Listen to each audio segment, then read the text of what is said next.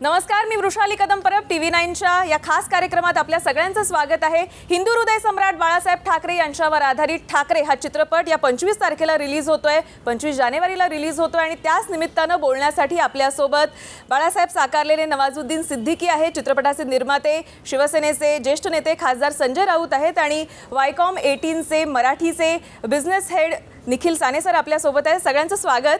आणि अर्थात माझा पहिला प्रश्न हा नवाजुद्दीन यांना असणार आहे। नवाजुद्दीन सिद्दीकी हिंदू हृदय सम्राट बालासाहब ठाकरे की भूमिका निभाएंगे, ये जब लोगों को पता चला तब आईब्रोज रेज हो गई थी। बहुत लोगों की हुई, कुछ लोग होती हैं ऑफकोर्स, कुछ लोगों को खुशी हुई, बट मैं तो ये कहता हूँ कि मेरी माँ को सबसे ज़्यादा खुशी, सबसे ज़्यादा उनको हुई, मेरे भाइयों को खुशी हुई, उससे ज़्यादा और क्या चाहिए लाइफ में। नवाजुद्दीन सिद्दीकी को ये जब बात पता चली तो उनका क्या रिएक्शन था? लोगों का तो ये रिएक्शन था, लोग अचरज में पड़ गए कि कैसे करेंगे नवाजुद्दीन, कैसे करेंगे। हाँ, ये भी बात थी, बट अभी हो गया। अभी आप फिल्म देखिएगा आप, और ऑफकोर्स बहुत डिफ़िकल्ट कैरेक्टर था, मेहनत करनी पड़ी और बहुत सारा सपोर्ट मिला रोल को करने के लिए। स्पेशली राव साहब का जो सपोर्ट था, वो जो डिटेल्ड उन्होंने बताई रोल को लेके, तो वो उसके ज़रिए जो है ना कैरेक्टर तैयार हुआ। लेकिन जब मैंने जैसे पूछा कि जब ये बात आपको पता चली, कैसे पता चली, और कभी मन में नहीं आया कि क्यों मैं क्यों मुझ में ऐसा क्या है, ऐसा आपको सवाल? हाँ, कभी मैं अक्सर अपने आप से पूछता हूँ कि मैं ही क्यों, मैं मुझ में ऐसा क्या है, तो मैं फाइंड आउट कर रहा हूँ। यही सवाल मैं टॉस करती हूँ। मी सरांना विचारते, राऊत सर नेमकी ही भूमिका नवाजुद्दीन सिद्दीकी करू शकतील असं तुम्हाला केव्हा वाटलं आणि नवाजुद्दीनच का?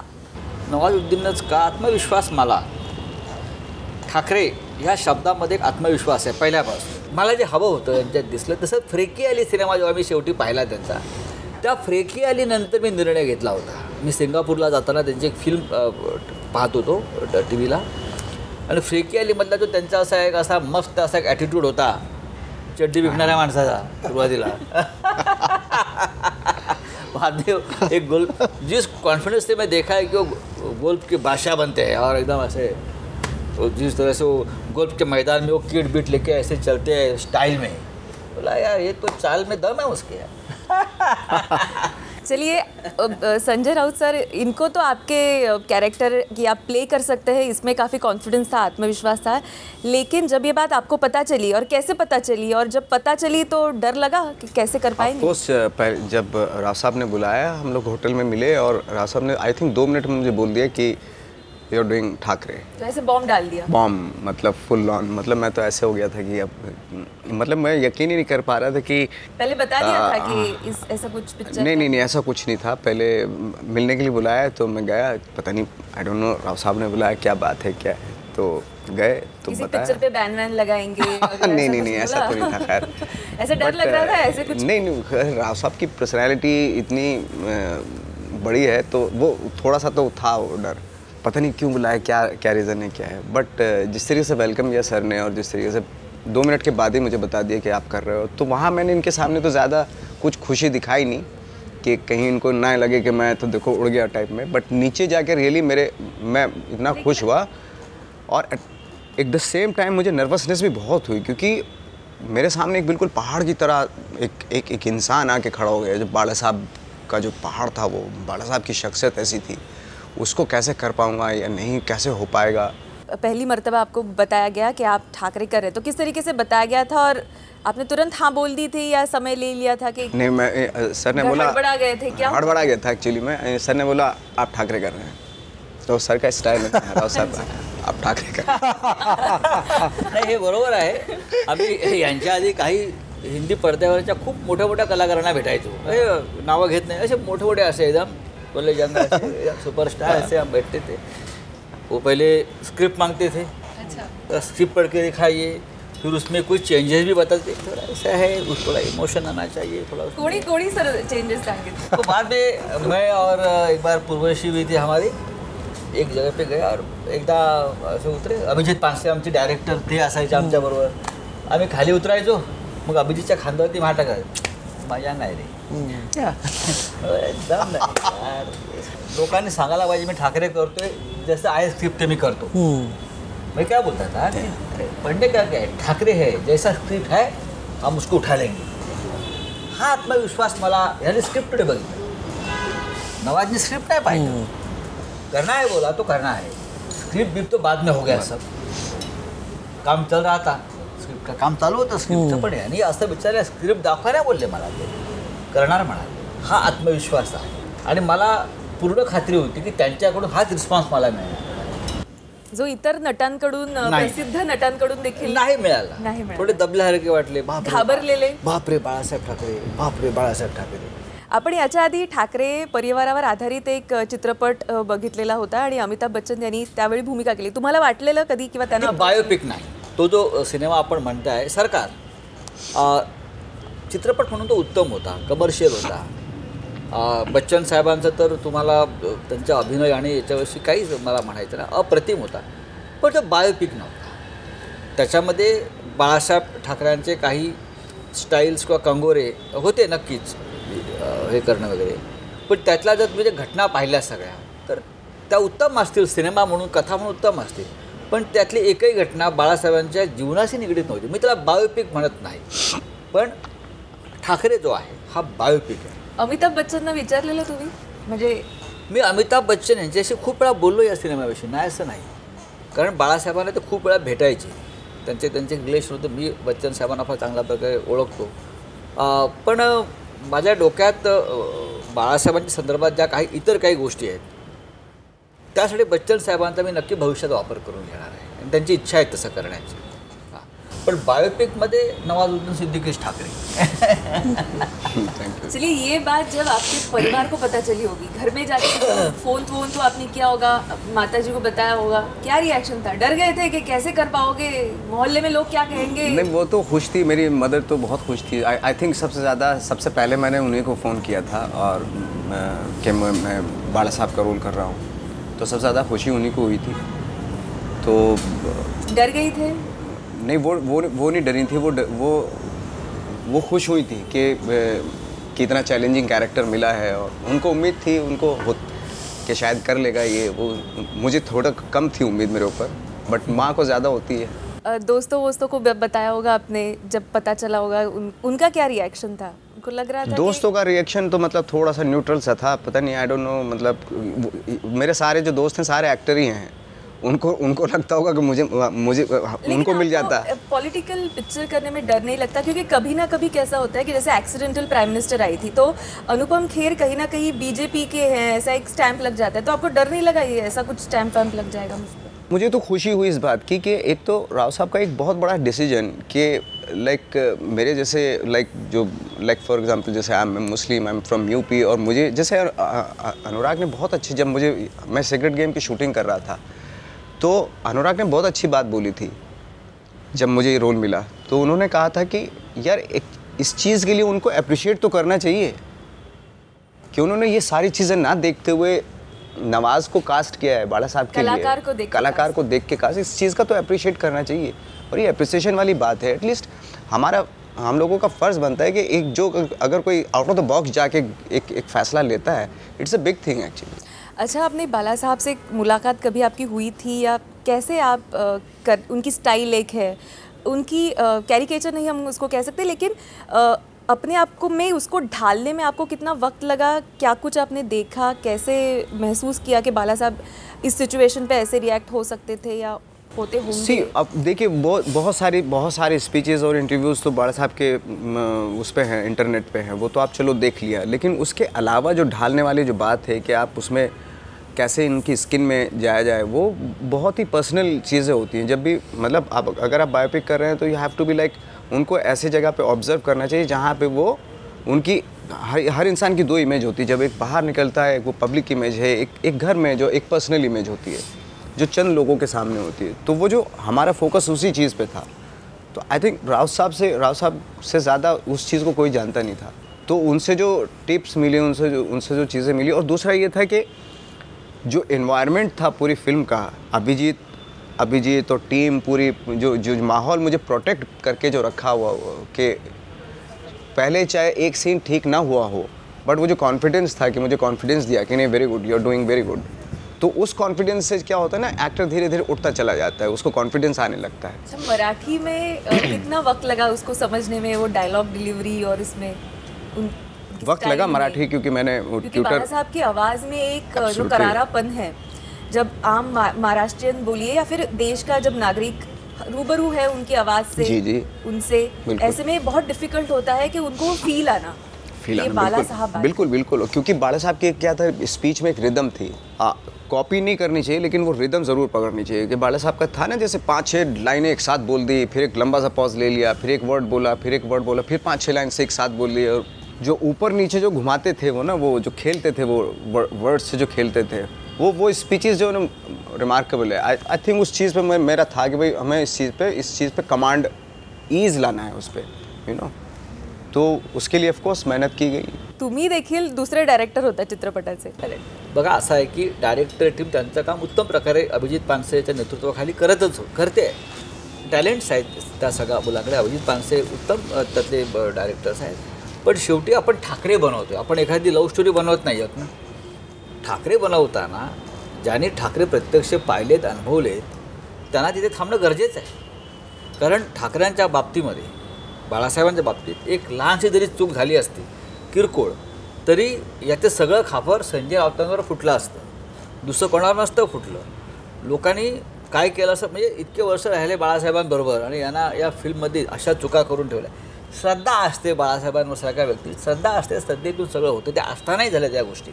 प्रत्येक गोष्ट बनवताना काटेकोरपणे जर बनवली नसती तर ही फिल्म आज प्रदर्शित अशा प्रकारे जी जोरात सगळं सुरू आहे ना, ते होऊ शकली नसती. म्हणजे ठाकरे परिवाराने ही फिल्म परवा बघितली कुटुंबाने आणि ती अनकट पाहिली आणि त्याच्यामध्ये एक लक्षात घ्या, त्याच्यामध्ये काही बदल झाला नाही. हा विश्वास, हा सेन्सर आत्मविश्वास बोर्डाने तुम्हाला एक बदल सुचवलेला हटाव. आहे बघा. त्याच्यामध्ये जर तुम्ही सिनेमा पाहिला तर त्यात फार बदल सेन्सॉरलाही करता आले नाही. जिथे करण्याचा प्रयत्न झाला तिथे मी उभा राहून आम्ही तिथे फाईट केली. म्हणजे बदल केलेला नाही. फार बदल झाला. हा चित्रपट जवळपास 1.5 वर्ष आपण पाहतोय की येणार येणार येणार येणार, पण मग आता हा जो आलेला आहे तो अगदी निवडणुकांच्या तोंडावर आलेला आहे. तर निर्माता म्हणून तुम्ही सांगितलेलं का जरा ड्रॅग करा, जरा येऊन दे, निवडणुका येऊन दे, मग चांगला पिच करता येईल, काय शेवटी बिझनेस येणार. तुम्ही काय असं टिप्स होत्या का तुमच्याकडे? बरोबर. खरं तर ह्या प्रोजेक्टचे सर्वा किंवा काय पण म्हणे आयडिएशनपासून ते एक्झिक्युशनपर्यंत संजय सरांनी केलेलं आहे.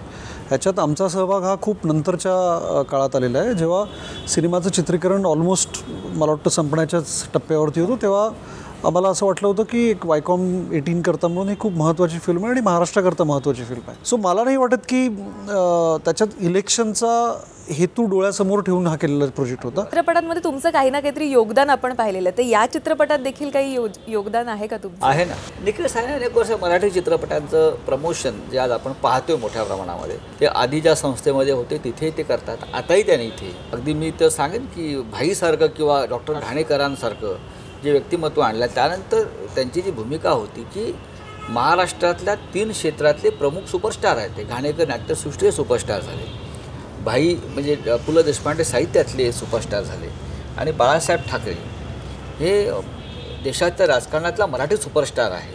या तिन्ही सुपरस्टारना त्यांनी पडद्यावर आणण्यामध्ये सिनेमा मोठा केला ह्या लोकांनी. आम्ही तो रिलीज करू शकलो असतो, करत होतो. त्यांनी काही सूचनाही केल्या, त्यानुसार आम्ही त्यांचा जो अनुभव आहे सिनेमाचा तो मान्य केलेला आहे. अनेक काही लहान सहान गोष्टी, म्हणजे शेवटी अनुभवसुद्धा महत्त्वाचा असतो. सिनेमा जो आम्ही बनवला तो लोकांसमोर नेण्यासाठी जी एक मोठी एक झेप लागते ती निखिल साने यांचीच आहे. आता आपण सांगा. त्यामुळे मोठं कॉन्ट्रीब्युशन. मी ॲक्च्युली एक वेगळी, मी मगाशी सांगताना एक किस्सा सांगत होतो आणि कधी मला हा बोलायचा संधी मिळाली नाही की अनेकदा अनेक प्रोजेक्ट्स करताना आपण विचार करतो आणि त्याच्या अनुषंगाने निर्णय घेतो. स्क्रिप्ट, कलाकार, पार्श्वभूमी, बायोपिक वगैरे वगैरे. आणि अर्थात हा विषय असा आहे की त्याला इट्स नो ब्रेनर की तुम्ही बाळासाहेब ठाकरेंचा सिनेमा आहे तर तुम्ही तो त्याच्यात तुमचा सहभाग असायलाच हवा. की मला वाटतं गेल्या शतकातलं सगळ्यात महत्त्वाचं महाराष्ट्रातलं व्यक्तिमत्व आहे. दुसरं अर्थात महत्त्वाची गोष्ट होती की त्या जोडीनी सरांनी भारतातला फायनेस्ट, मला वाटतं लिव्हिंग फायनेस्ट लेजंडरी ॲक्टर असेल इज नवाजुद्दीन सिद्दीकी, जो असताना त्याला लोक इतक्या आयकॉन म्हणून मानतात त्याच्यावरती.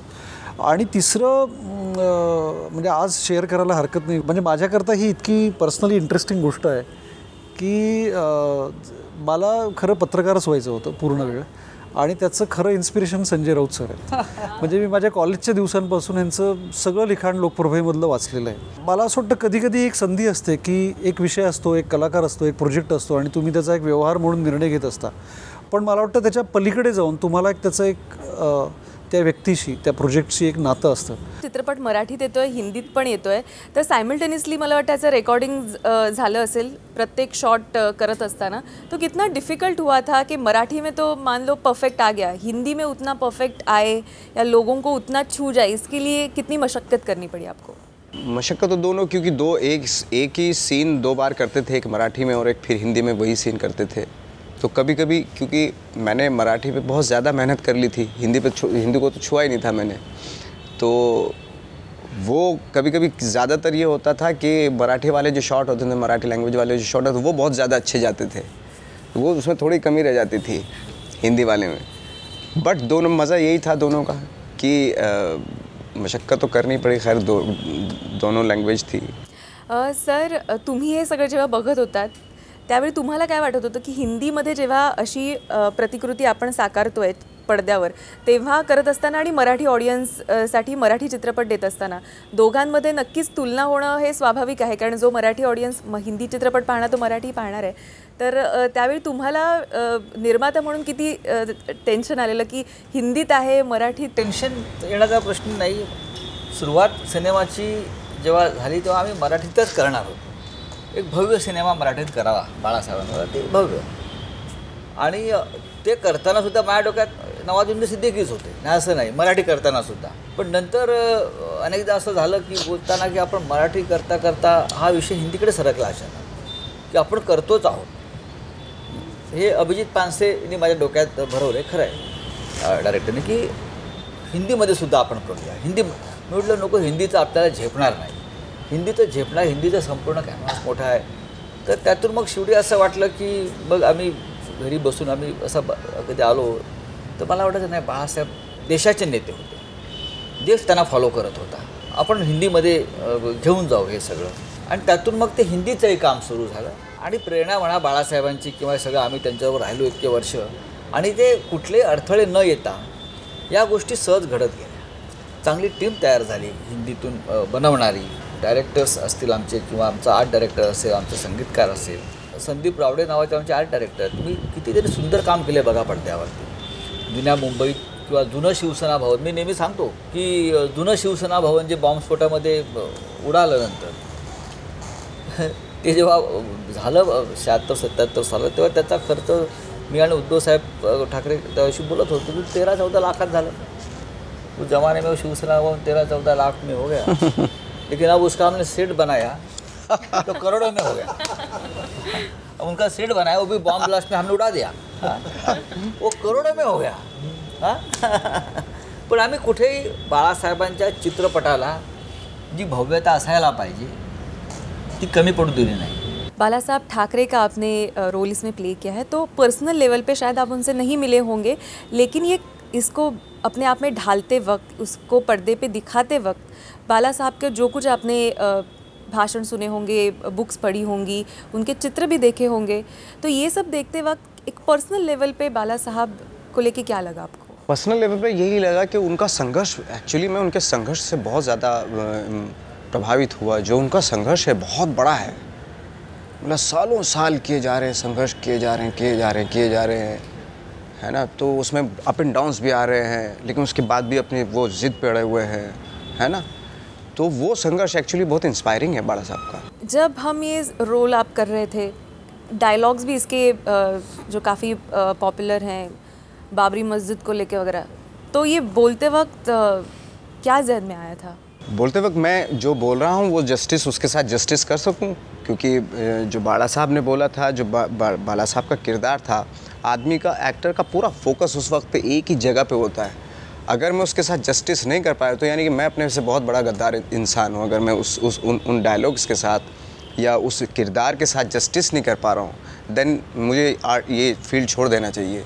डर नहीं लगा मुस्लिम ऑर्गेनाइजेशंस वाले आएंगे फतवा निकाल? देखिए आजकल तो छोटी छोटी सी चीज़ों पे फतवे निकल जाते हैं, तो क्या करें, अपना उनका भी अपना ठीक है, उनको जिस चीज़ पे बुरा लगे फतवा निकालते हैं वो। हमारे जो मन करेगा हम वो करेंगे। हर इंसान की अपनी फ्रीडम है।